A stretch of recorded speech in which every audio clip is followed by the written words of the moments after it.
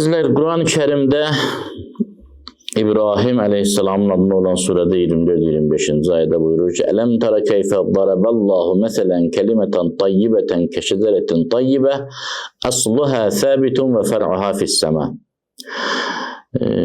Görmədinmi Allah necə misal vurdu?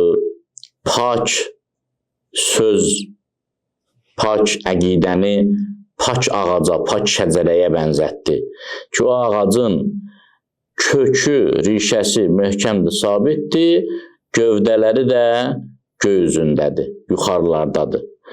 Tu'ti ukulaha kulli hinin bi'idni rabbiha.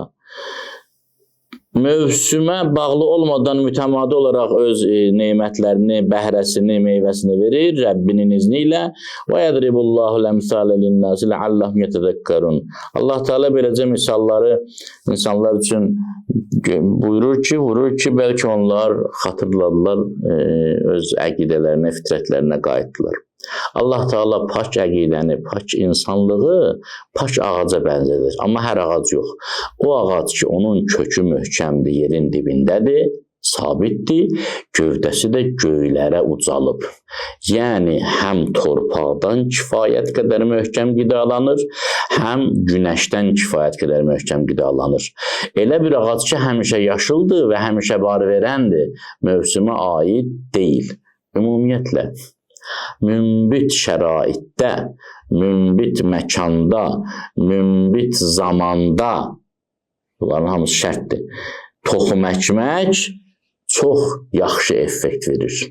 Qədir gecəsində dua et. Hərçənd ki, hər gecədə dua edə bilərsən, amma Qədir gecəsi başqadır.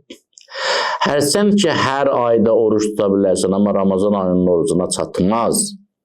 Hərçənd ki, həmişə ibadət üçün istirahət etsən savabdır, amma Ramazan ayında yuxuların Subhanallah hesab olunmasına heç nə çatmaz.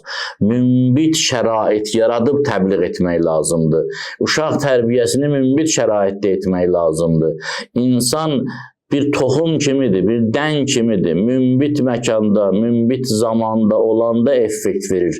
Necə ki, Yaqub əleyhissalam kimi bir peyğəmbər oğullarına söz verdi ki, sizin üçün bugün istiğfar etməyəcəm, sonra istiğfar edəcəm. Ki, hədisdə var, cümə gününün sübh əzanı vaxtına saldı, gecə namazı vaxtına saldı o duanı.